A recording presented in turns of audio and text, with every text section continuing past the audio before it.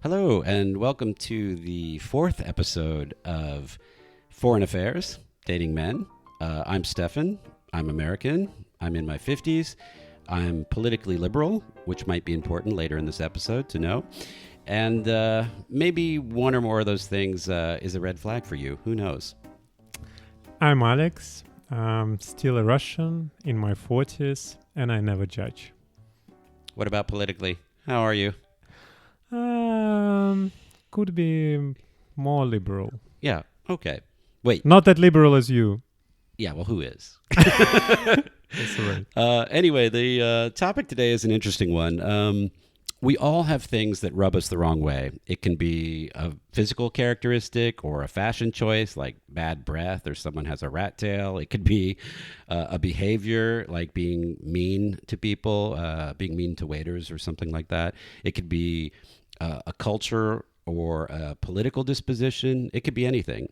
And our ideas about these things can change over time. So on this episode, we're really going to discuss what are the things that rub you the wrong way. I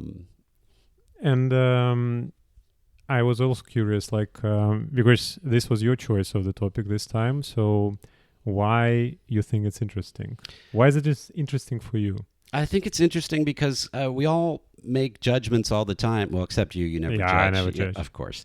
But I think certainly in terms of dating life and even more than dating life, just being out in the community among friends, but especially in terms of dating life, what are the things that rub you the wrong way? What are your red flags? What are your red lines? Which of these things would cause you to be reticent to go on a date? Which of these things would cause you to leave in the middle of a date? Today, we'll discuss the ins and outs of red flags and red lines. So, Alex, let's start. What rubs you the wrong way and why? And I'll give you like a few categories, and you can tell me if any of them Sure. ring a bell with you or something. Yeah. So... Yeah. Physical traits, fashion choices, behaviors, ideas expressed, political ideas, anti-science beliefs. How picky is too picky? Does this change over time? Yeah. Alex, a while back, I remember that you said, and I think this is really perfect for this episode, you said it's always a bundle with these people. Yeah. I did. Why don't you tell us what that means? With these people. Okay, so that's a lot of questions. I think from your list, it's also very hard for me to distinguish, is it about the red flags or is it about the type? Like, we all have a type in a way, right? So physical traits, for example, I think... Oh, you mean like what... yeah.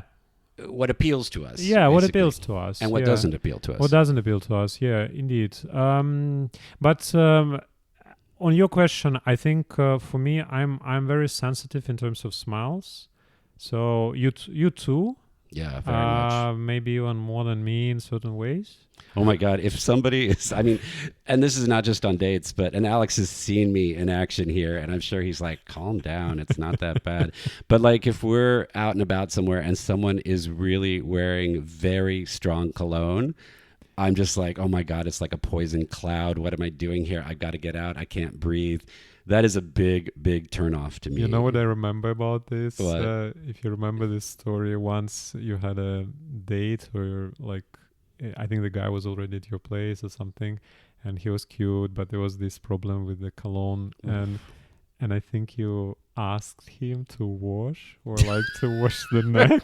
You don't remember? No, I probably blocked it out. I mean, it seems like. Well, maybe I gave him a choice. Maybe I said, "Look, you can either shower that off, or we can say goodbye." I was impressed. I would never, I think, dare. I don't know what it is. It just feels like, and maybe the culture is changing over time. But here in Amsterdam, I have noticed just like there are some people, I mean, it's especially among women, so I'm lucky that it's less likely to happen among men, and I'm not going out on very many dates with women, but on public transit, oh my gosh, there's some really, really strong colognes. It's like people have been bathing in it. Yeah. And when I go on, especially among those whom you among the type whom you like. what are you implying? The more you go to the east. Oh yeah, okay. So you're saying that if I, like men who come from the Middle East For or example. further east, that they're Yeah. more likely to be Which, wearing a lot of cologne. Like I think it's more cultural thing as well. Yeah, yeah. I mean, it is a cultural thing, definitely. And I didn't really notice it so much in the U.S. And it's not that. I mean, I don't actually. I also don't like it when somebody like is not clean, right? If they haven't bathed for a while. So it's not like I don't like cologne and I like, natural smells. I prefer someone to just smell like a tiny bit of soap, maybe, and nothing else. Yeah. I'm not really big into smells either way. No, for me, it's important how the person smells in general, and it would be a big turn off for me if something is off. And cologne, but you're not bothered by cologne so much. Cologne No? per se can survive, but if it's really like because body odor could be also different. Like I don't know. I cannot. Fashion wise, I think I wouldn't care that much. Although what we were discussing the other day, how you say it in English, the Dreadlocks. Dreadlocks, Yeah. right? Especially on a white guy. Yeah, but that's your American trauma. I do not distinguish, but for me, because I don't have like a cultural connection here. I think the first dreadlocks. Neither do those white guys. No, in general, like because for you it looks bad because of connection with the black culture, or. I don't know. It's weird. It's difficult to sort of put my finger on, but it's part of a whole stance, I guess. But it was my assumption when you're saying like for the white guy, because for me, probably the first guy whom I said with this thing was a white guy. Like I've never seen, I haven't seen so many black guys in my life, right? Because coming from Russia, it's just, so for me, it's not cultural, but, it's just a bit like kind of childish, also related with this hippie lifestyle, which I'm not a big fan of. Yeah, I think it's all a bundle, as you say. It's a bundle, yeah. And then comes spiritual, where we'll have a separate episode about spiritual people. Fashion-wise, but yeah, I remember one of friends of mine. He went to the date and it was all nice and cool. And the only thing which was completely off were the shoes of the guy. So these were one of those, crocodile style. And it was a deal breaker for him? Yeah. He was like, no, those shoes, forget it. Yeah, well. Why? Because he was a conservationist and the guy was killing a crocodile, or that it didn't match? But it's just like, it's so bad. Like, can you imagine like a person who is wearing fake, like not real fake, doesn't matter, like the crocodile style shoes, like you're on the date. I guess what would be you're just in a casual date somewhere in Rotterdam, and then the guy is coming in the crocodile shoes. And what else is he wearing? Like, what's the rest of the outfit? Jeans, sweatpants. Okay, shorts. Interesting. So I think like if something is completely off, like crocodile shoes. Yeah, crocodile shoes could be fun, right? Like with leopard trousers, for example. Well, now you've lost me. Alex is a big fan of leopard print, and that means he is perfectly situated in the Netherlands, because I've never lived in a culture that loved leopard print as much as the Netherlands. Behavior-wise, and this is also related to the thing with the change, and I think we discussed it, and I think it's a more serious topic which we should touch. There is no more homophobia, internal homophobia anywhere, like more than in the gay community. So I think behavior-wise, anything feminine used to be quite a big no-go for me. Oh, you meant like that? Okay. Yeah. Especially when you're coming out of the conservative society and you are basically afraid that this can somehow out you in front of the society where it's somehow prohibited or maybe dangerous for you. So this is one of those things that's really changed for me over time. So when I was much younger, and I had just moved. I think even just before I moved to San Francisco, I was in my early 20s, and I remember at that time in my life when I had like just first come out, I really was uncomfortable around, around feminine guys, around drag queens, around trans people, and I think because at the time I was worried that it was like association with me, and that people would think that I was that, and it was so. It was a really narrow view of the world that I had, and after living in San Francisco, it was a great education in so many things, and and I was able to let go of those stupid prejudices. Yeah, absolutely. And now I don't really. I mean, I still know people that are really, I guess, that have some kind of strong ideas about only wanting to be with people that reach some kind of idea of masculinity for them. But I'm not so bothered. It's same.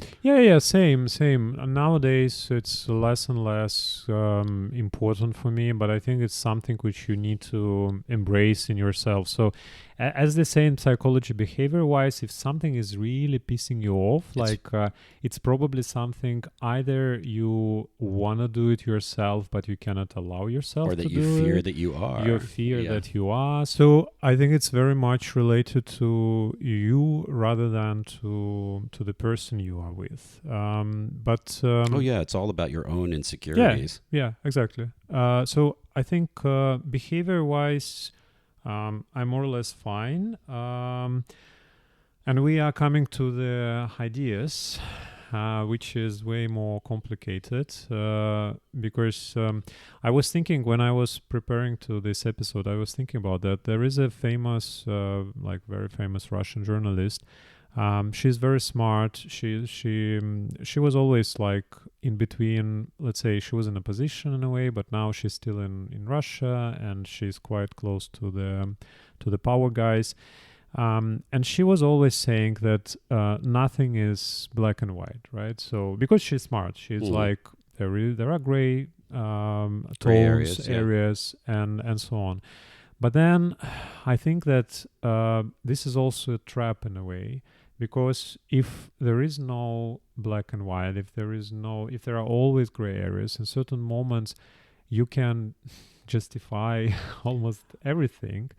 And I think there's limits, right? I think that this is very difficult. You need to find the balance between strict black and white judgment of things and gray areas. And this is very, very difficult for me to. Because I'm also tend to think that everyone has their own point of view, and we need to respect that and think about it. And I'm, as you know, like I'm asking questions, especially about things which I don't know, like American politics. Like you told me a lot, and I had completely different point of view. Well, not different, but I mean I didn't know much. And I didn't need that much either to be. This is an interesting one because where political positions are concerned, I have some pretty clear ideas about my political leanings, but at the same time, I won't dismiss somebody who has a different political viewpoint just because they have a different political viewpoint. But, so would you date a Republican? But. For example, I've in the past I've been on dates with guys who suddenly came out with something like here in the Netherlands it happened within the last couple years, and even in the U.S. many years ago it's the same kind of idea. So in the U.S. many years ago, some guy was saying that he just hates liberals and just can't stand that Nancy Pelosi, and in a very similar way. I was on 2 dates here within the last couple years where these guys were saying, well, it's really great that Kamala Harris didn't win the election because she's terrible. Right. And in both of these cases, I asked the same question. I said, well, okay, so what exactly don't you like about them? Oh, well, they're just terrible. They're just so liberal and they're so terrible. And I said, okay, let's break it down. Can you give me a single policy position that they hold that you are against? Yeah.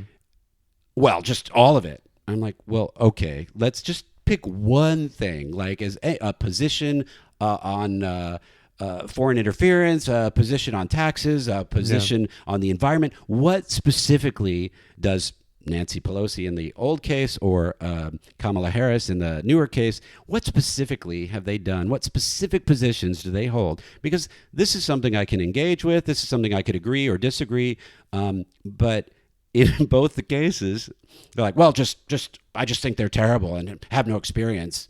I'm like, okay, so what I'm really hearing you saying is you're a sexist and a racist. Because if you really can't come up with a single policy, it's clearly just animus towards a person and you just don't like their personality, and they just so happen to be a woman or so happen to be black. This is what always comes with a bundle. Yeah, absolutely. Anti-vaccine, I don't know, like spiritual maybe as well.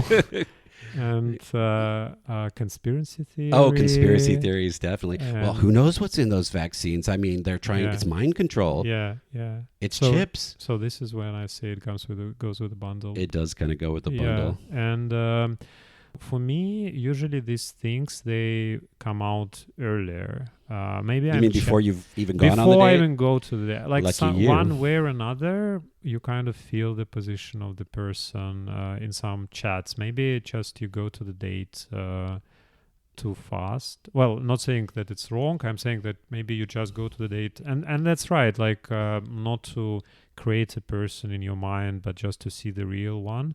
But at the same time, there is always a risk, as always, that you can meet someone who is supporting Bolsonaro.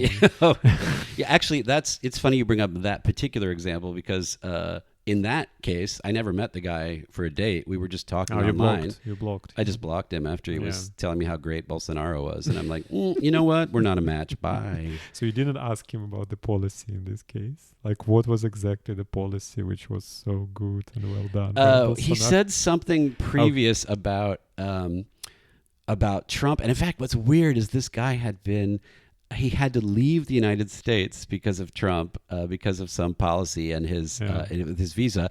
And I'm like, oh yeah, so you know, so I was thinking that he was kind of thinking the same way. I said, oh, well then you know how horrible his policies have been towards immigrants, and but you know you're Brazilian, so I'm sure you've had terrible experiences with Bolsonaro. He's like, oh, Bolsonaro was great, and Trump's not so bad. And I was like, okay, well.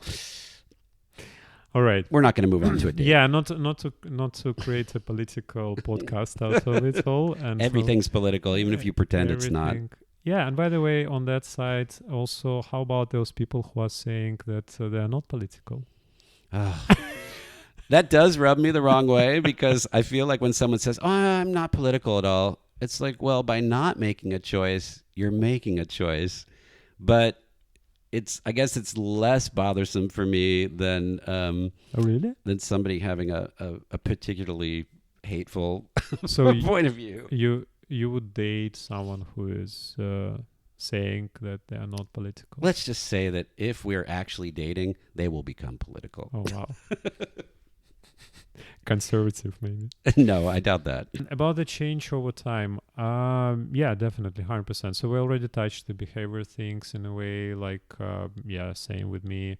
Then what else? Beliefs in a way as well, because your beliefs are changing, maybe. Yeah, absolutely. We change over time, and I think that things that might have bothered us, that bothered us years ago, don't bother us now, and conversely. Things that never used to bother us as we get older. Like, no, I'm not going to meet you out at 1 a.m. Don't you think? Don't you think? Connecting with our previous episode about age, don't you think that we are becoming kind of more tolerant with the age to those things? Actually, in a lot of ways, yeah. I think it's funny because a lot of people as they get older. Actually become more conservative in a lot of ways. And I have not found that to be the case in my life. I've become more radical. More radical, less conservative, certainly more politically radical, more politically leftist than I ever was when I was younger. Yeah. And but I don't know that that's the norm. I think that or at least it used to be quite common that people became more conservative. Yeah, the older as they they got. said, like it's a bad person if they were not. How was it, Churchill or someone? If they were not like a revolutionist When like they were when they're young, young, yeah. and a conservative when they're old. Like I think Yeah. it's a common narrative, indeed. But now it's changing. I think it's something to do with a certain rigidity, like that we with the age when we are growing up, we're becoming more rigid. Like we have certain beliefs. We are also somehow in the bubbles. We make this. We basically, how is it, petrifies, like make these beliefs more rigid and rigid with the time, and we have the proofs of that we are right around the people which we surround us with.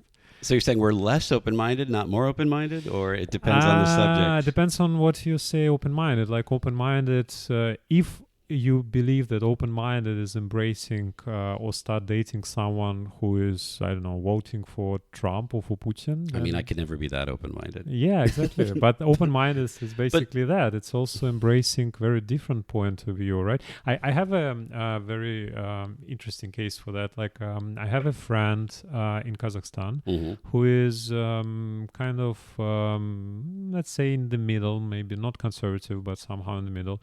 Maybe gay even or straight? Gay. Okay. Maybe even to conservative side.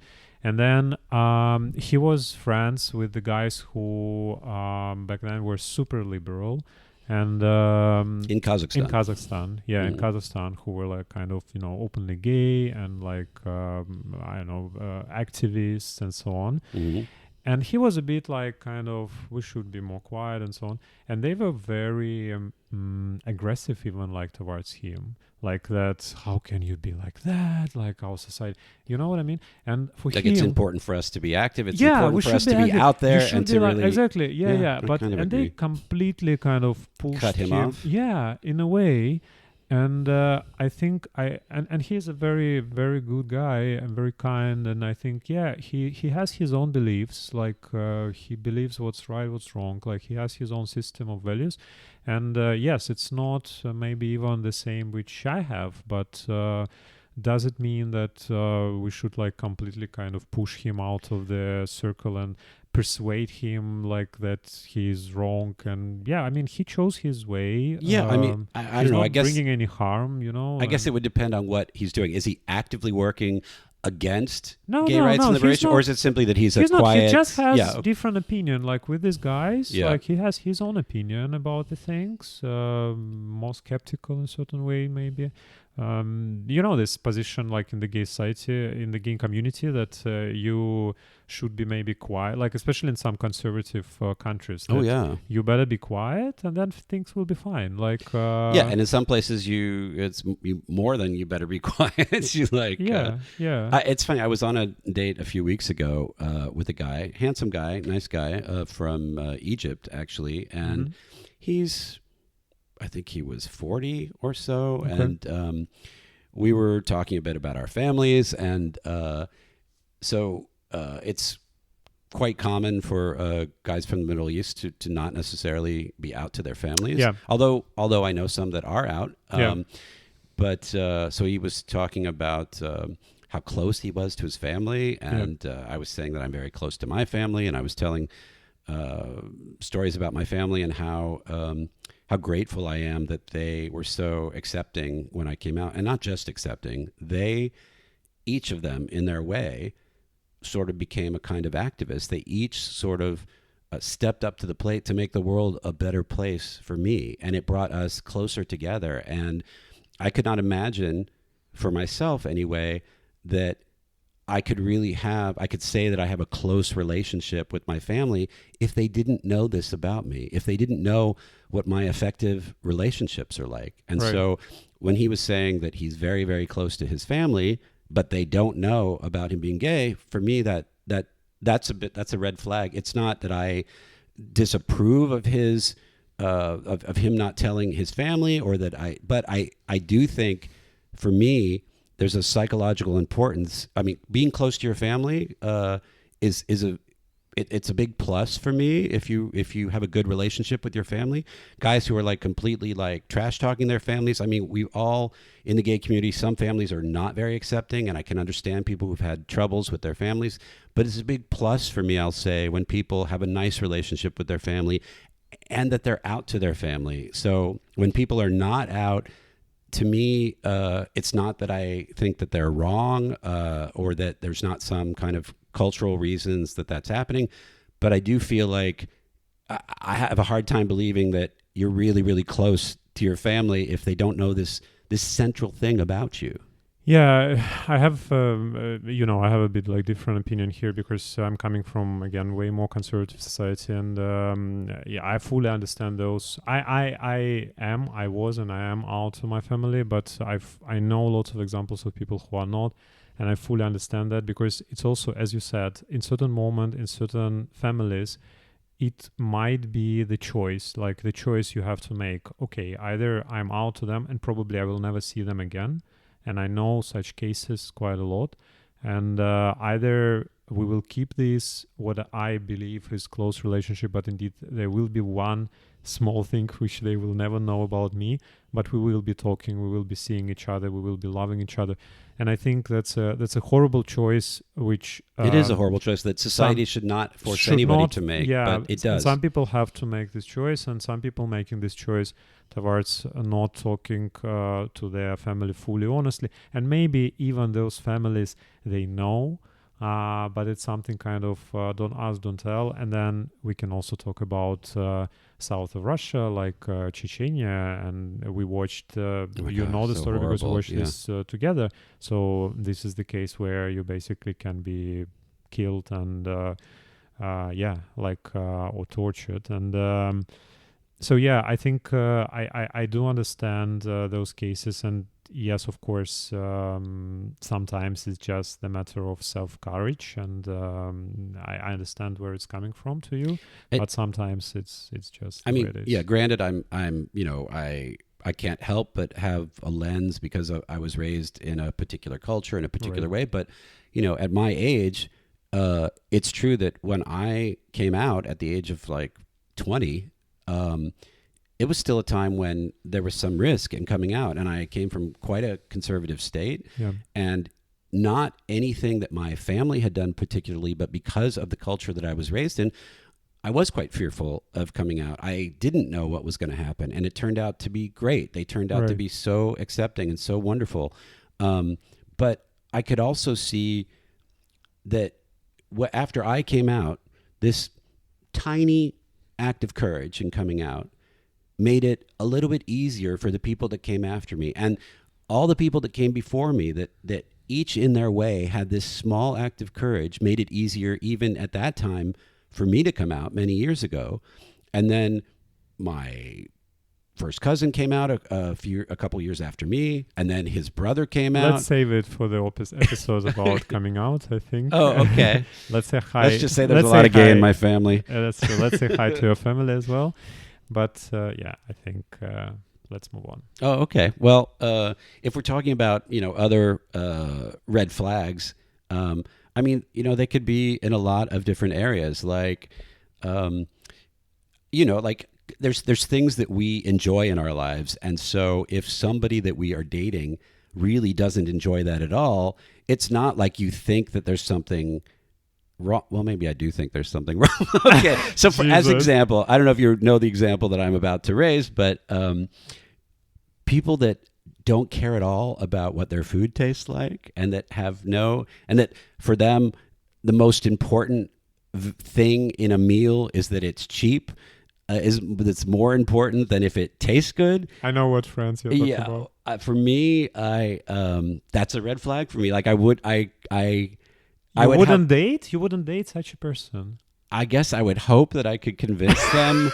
like a straight woman, you were thinking, I would convert this gay guy whom I love so much. I'll convert him to somebody that really cares about good food, that really has a taste for something. Spend $100 on it doesn't. It's not about money. It's about quality. But it's wrapped up in a lot of, I don't know. A lot of times, good food costs more than crappy food. It's true. But Yeah, anyway, yeah. so that's one. Another one, I have my little list here. Go ahead. Oh, it kind of bugs me a little when gay guys are trash talking the gay community. Like if gay guys are saying internal homophobia. yeah. Yeah. Well, but even external, right? Where they'll say like, oh, gay guys, they're all like this or they're all like that. And I'm not like that. I'm not a typical gay. I don't like to go out I'm not, into... how you say it, on the scene? Or I'm not in the scene. the Yeah. scene. I'm not a scene gay. I'm not a...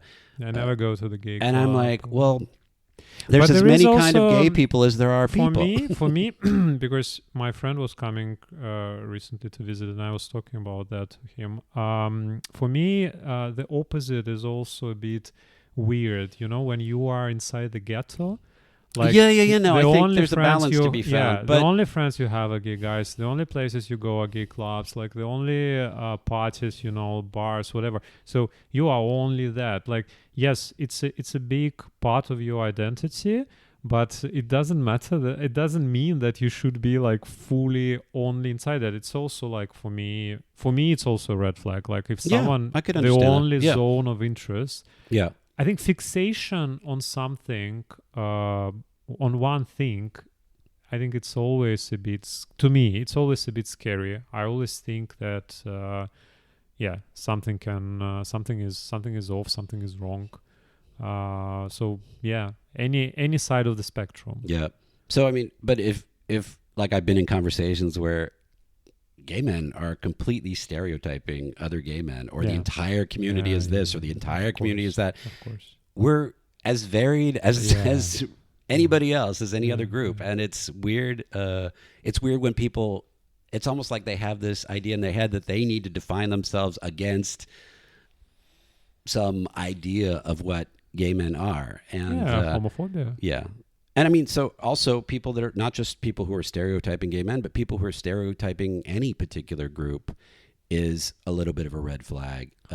It depends on how they put it. It depends on... But it's it's part of our nature. Like we want to belong to a group, and everyone outside of this group kind of it's easy for our brain. Basically, it's a shortcut for the brain, right? So stereotyping is a shortcut for the brain. So someone from the different religion, someone from the different language, someone from the different nation, someone who looks very differently. This makes us like scary. I don't know. Sometimes scary. Sometimes. Like we feel privileged, okay, that we are better than someone else, that's quite common. So yeah, that's disgusting. I also don't like it. I try to talk against that all the time as well. But how you feel about long, dirty fingernails? Long, dirty fingernails. Well, I just don't know why this just came into my head. I went on very specific. I went on a date with a guy who, in particular, we are both looking at our nails. We're looking at our fingernails. No, who had like a really long pinky nail, which I think is like a thing about cocaine or something, but like super long, like much longer. I think in Asia, it's somehow kind of common. And it was dirty. Thing something, yeah.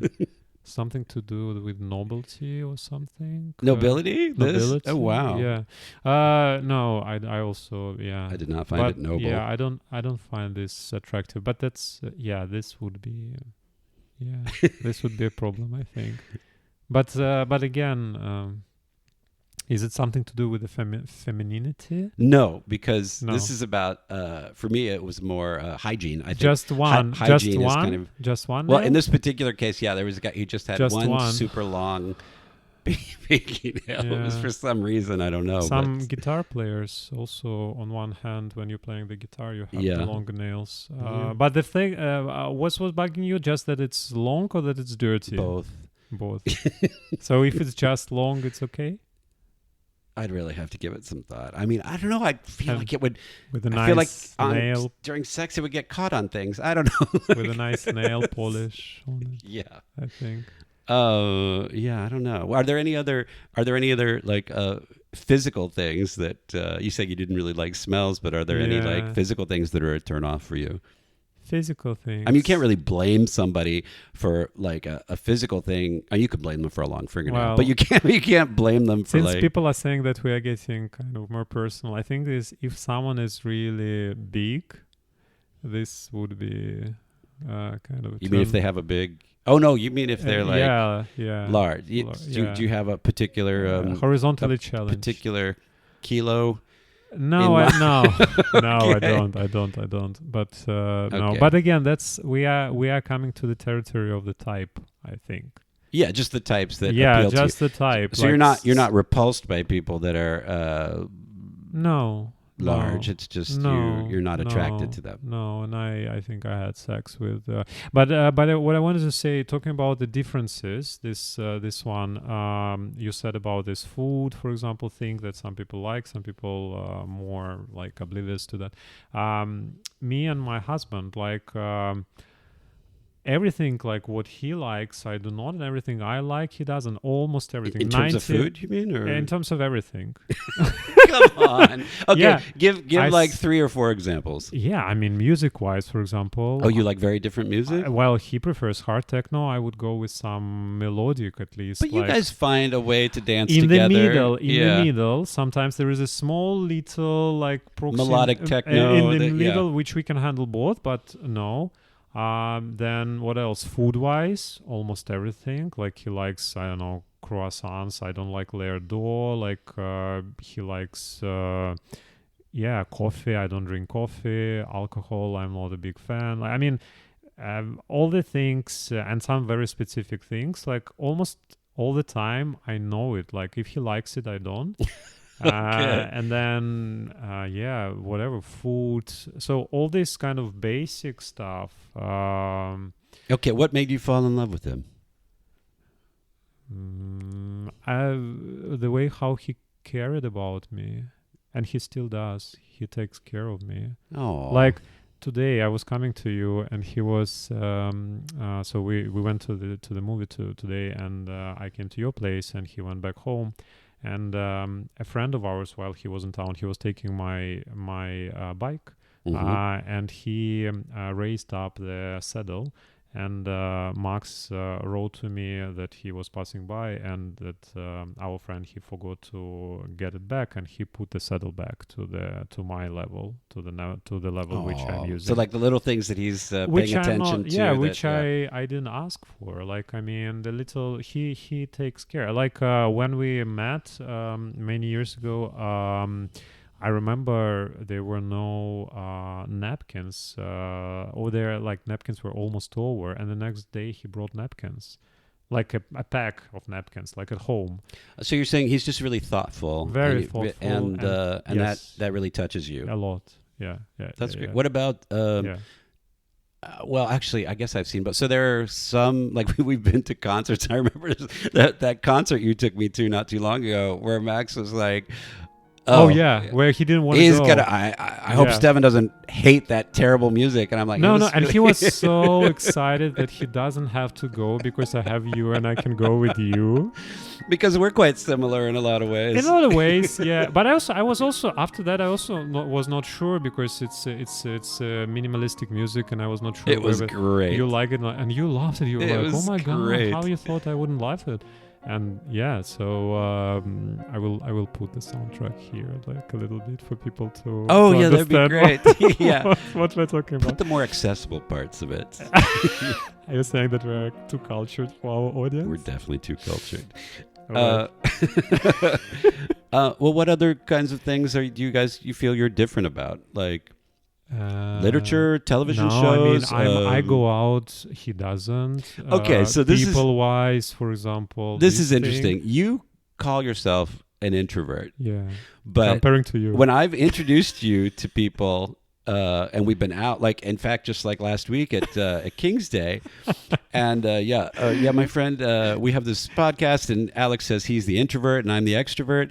My friend is like, you're both extroverts. Yeah, and this was the moment when you asked me, "Are you on something?" Like You were so excited here. I and was I'm so like, excited. yeah. Yeah. No, I think everything. So no, comparing to my husband, yes, I'm definitely an extrovert. Like he can be at home for ages. So yeah, that could be quite different. Cool.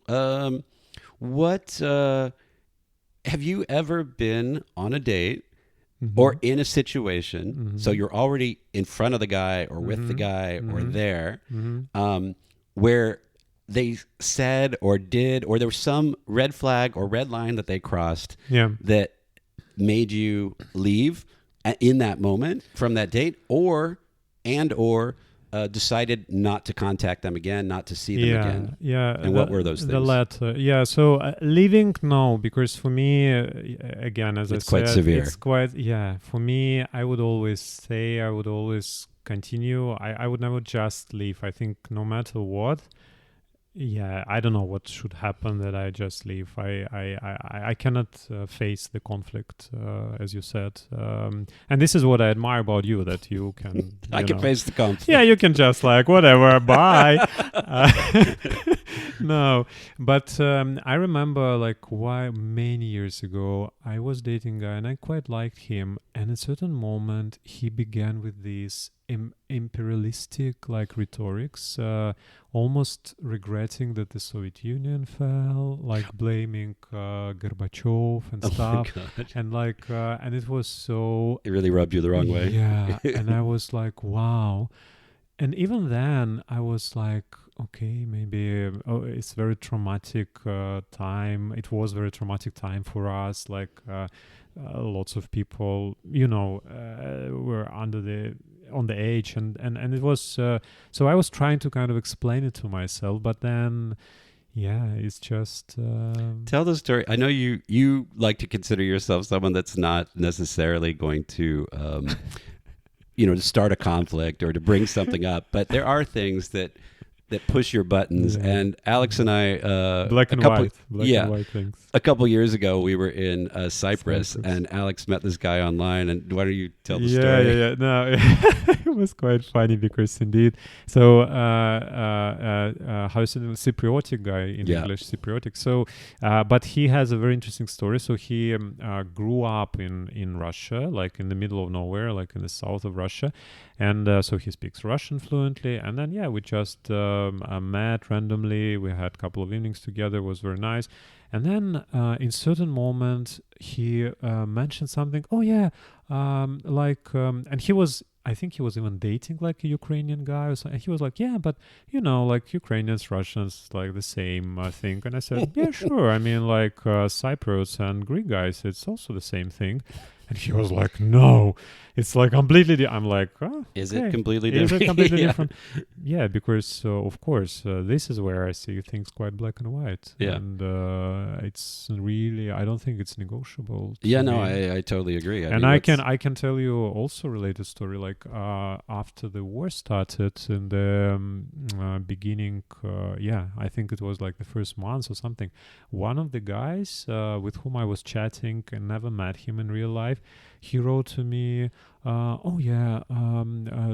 of by his initiative, like, don't worry about that, it's all fine. Don't worry about what? Oh, that you're Russian. No. Don't worry about this war thing. Like, I understand that this is, it's not black and white. I understand that there is, it's not that clear. I'm like, geez, I'm like, it's very... You're like, bitch, it's clear. Exactly. That's exactly. I said, clear. bitch, it's clear, and I blocked him. Yeah. Yeah. And he was trying, to be empathetic somehow to me. Like what did he think? That you were some Putin supporting... I don't know, like that I was like, I don't even know. And he was, not even close to Slavic. So, absolutely Western person, wow. Randomly kind of trying to... Randomly brainwashed. Also not vaccinated, by the way. Of course, this is a bundle. So, yeah, that happens. Wow. If we're, digging a bit deeper, what about crossing a red line after a longish relationship? This could be a friendship or someone that you've been dating for a while. Like, what can or have people done to surprise you after you thought you knew them? Has that ever happened?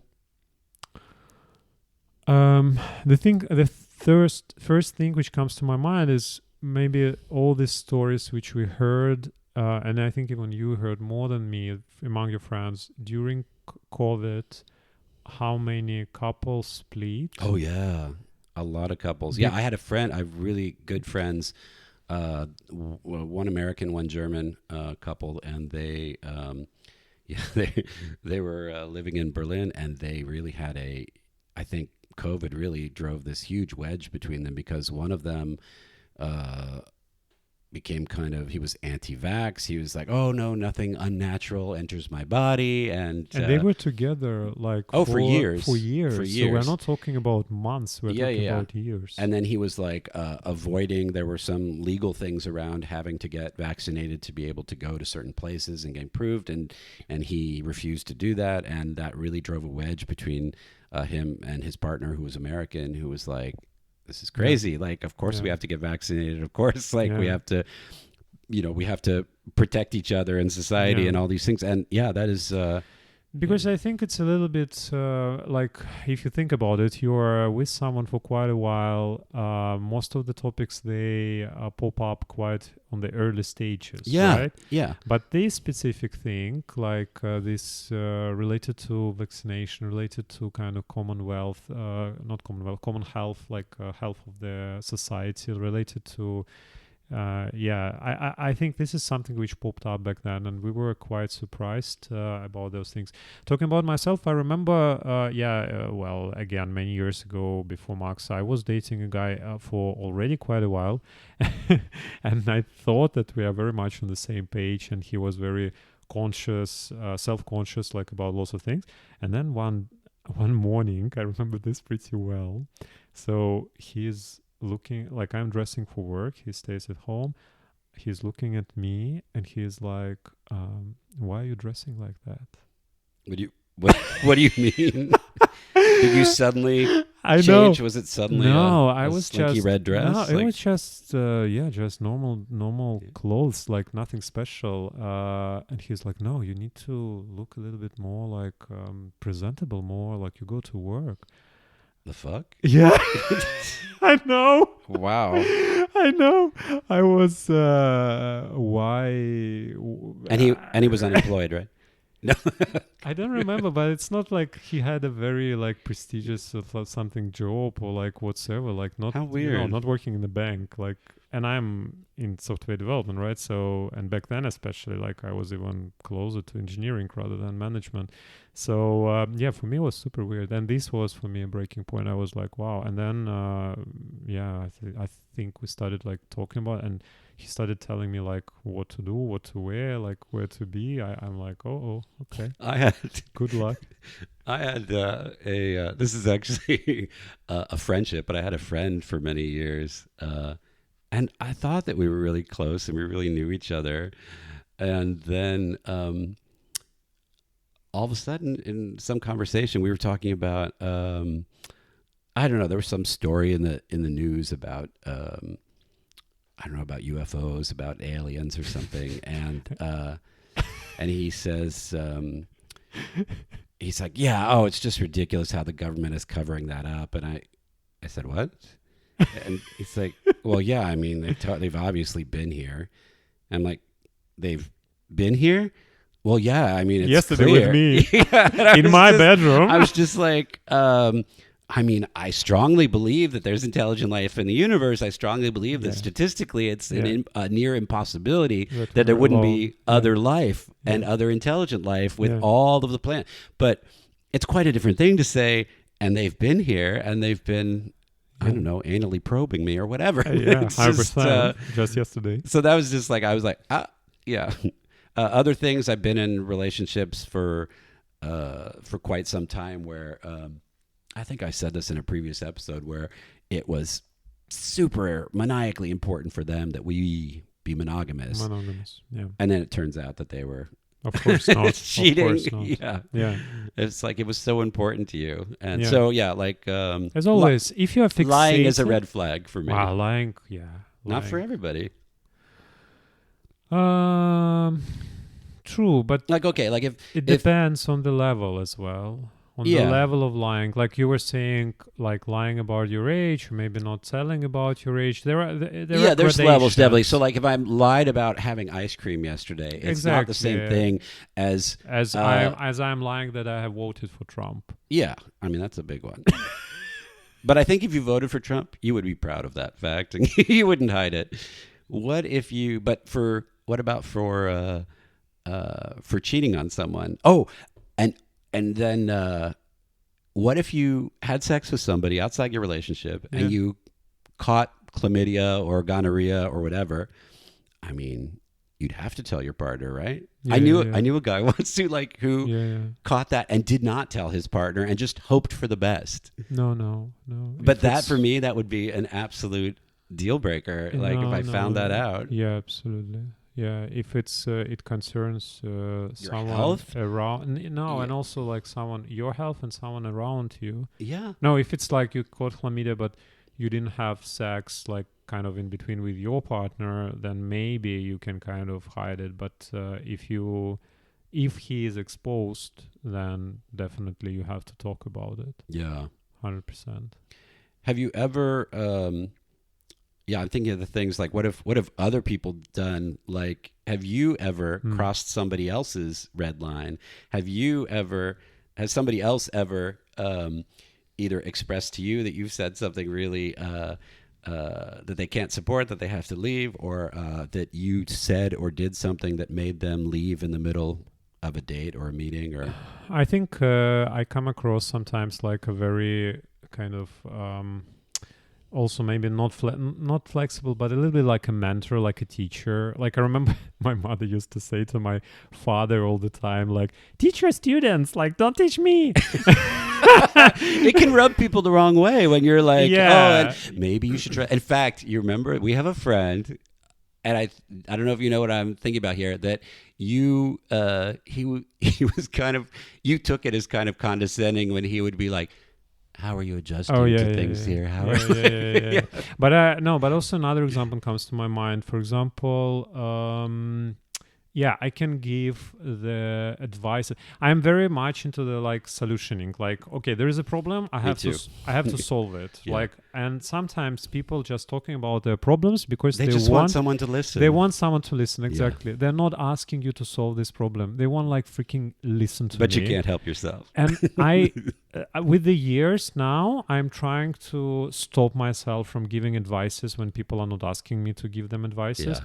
But there was definitely a moment like with one friend with whom we are not basically friends anymore, who told me that, it's kind of, it's too much for me. Like you're always trying to solve Trying that, to fix things. and I don't want you to fix things. I want you to listen to me and kind of acknowledge and validate my feelings and so on. And this was a very emotional but also turning moment for me when I realized, okay, I probably should indeed just shut up sometimes, to just validate the feelings and not try to solve everything around me when people are not asking me to. Yeah, I think that's good advice.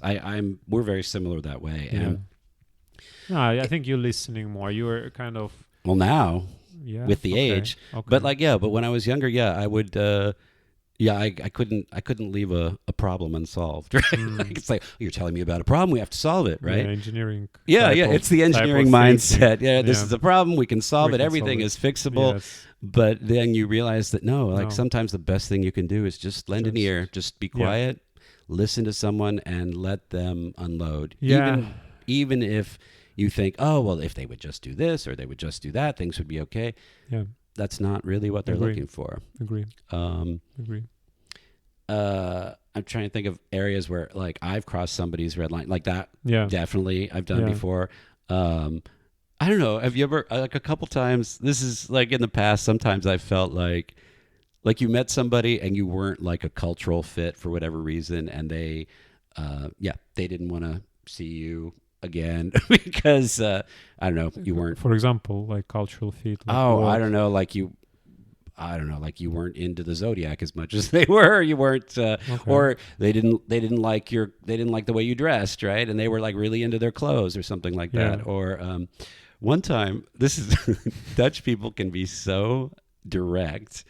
And there was a guy that I had a date with, like maybe in the last year or so, and we had one date where we just went out to dinner, and it was fine. It was nice enough. And then we had a second date. And on the second date after dinner, we came back to my place and the first date we kissed and we maybe we did a little bit more than that, but not too much. But on the second date, then we're like in bed and we're taking our clothes off and we're making out. And it's not like great. We're not like super. We don't have great chemistry or whatever. And I was just sort of thinking in my head, well, this will be the last time, or we won't see each other again, or whatever. But he stopped in the middle, and he just said, yeah, I think I'm going to go. I don't think we need to see each other again. I don't think this is really working out. And he was just, it was true, but it was just so direct. And also like a bit that it's not you, but him bringing this up, and also in this way. Yeah, I'm like, no, I'm the one who's not going to see you. You're not going to not see me. Wow. I'm not going to see you. Wow. Yeah. But it was really mortifying. He's just like, yeah, this is not very good, and I'm leaving. And it was just so matter of fact. It wasn't even said in a mean way. You know the way that Dutch people can just be very matter of fact, no, very he didn't direct. want to offend you or something. Yeah. I'm pretty sure he just. And I admire that. Like, okay, I did. I admire your this people, directness. Like I think that you are better than that than me, but this guy is better than you in a way. Like indeed, like it's a torture in a way for both of you. Yeah, why pretend that everything is fine? Because I guess there's certain areas that are so where you're so vulnerable. You're literally naked, right? So and there's a kind of vulnerability there, and I never want to hurt somebody's feelings in those moments, right? Mm-hmm. Even if you're thinking it like, oh, I'm not going to see him again, or ooh, what a weird smell, or try to be, whatever. Yeah, because in your head it's connected to being kind, being mean. Yeah, and in his head it's more connected to being honest. Yeah, and efficient. Yeah. Let's not waste any more time. Yeah, I'm leaving. You're terrible in bed. You're not terrible in bed. We're not compatible in bed. It's a different. We're both terrible in bed. We're both terrible, and we're terrible for each other. Yeah. Well. Let's wrap it up a bit, I guess. And what have we learned, Alex? What did we learn today? Like in South Park, right? Yeah. I think we learned that, as always, everyone is different, and some people can date people who are very different from them, like me, and being together for quite a while. I think that we learned that I like how you say. I think that's a good ending. I like how you're saying that there is always someone who is into you, no matter what. You could be anything. Yeah, it's like this is what I love about the world, which is basically, everybody is somebody's type. Yep. And I find that very hopeful, and I very much believe that. Yep. And it may be difficult to find a match, but you can be sure that you are not undesirable. Absolutely. You are somebody's ideal. You are somebody's dream man or woman. And we hope that one day Stefan will find someone ideal for him and for whom he will be an ideal. Yeah, sure. Yeah, it could happen. What else have we learned? We've learned that people are picky and varied about what bothers them, that we're all different, and that's okay. It's just about compatibility. So in a way, nobody's right or wrong, but people are compatible or not compatible. So thanks very much for tuning in. As always, our email address is affairs@trickadvisor.net. We also have a website. If you go to trickadvisor.net, yes, we specially registered that domain to sound like TripAdvisor, but it's TrickAdvisor. For the straight people out there who may not know, a trick in the gay community is just someone you've had sex with. I didn't know that. Well, now you know. It's a trick. If you're like, oh, what did you do last night? I was with a trick. That's what that means. So, you can just go to trickadvisor.net and you'll see the list of all the places you can stream the podcast. And have I left anything out, Alex? We're still working on our Instagram page, which coming shortly, and we will add more content there for our fans. Thank you so much for listening, and you can still send your stories in the comments, your likes, and to our email address, your pictures to Stefan. Date proposals, anything. Thank you so much, and thanks very much. See you next time. See you next time. Bye.